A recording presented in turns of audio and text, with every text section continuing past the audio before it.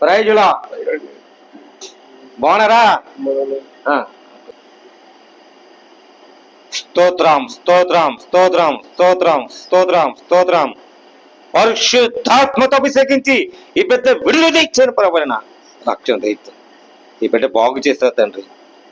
అయా వ్యాధులు ముట్టేవాడా, వ్యాధులు స్వస్థపరిచేవాడు ఏసయ్యా, ఈ బిడ్డ లేక తీసావంటే నీ కృప శక్తిమైంది ప్రభాన. బలపరచండి, సిద్ధపరచండి, దీవించండి, నీ మహిమ గణపరుచుకుని ప్రభు ఈ బిడ్డ బాగు చేయండి.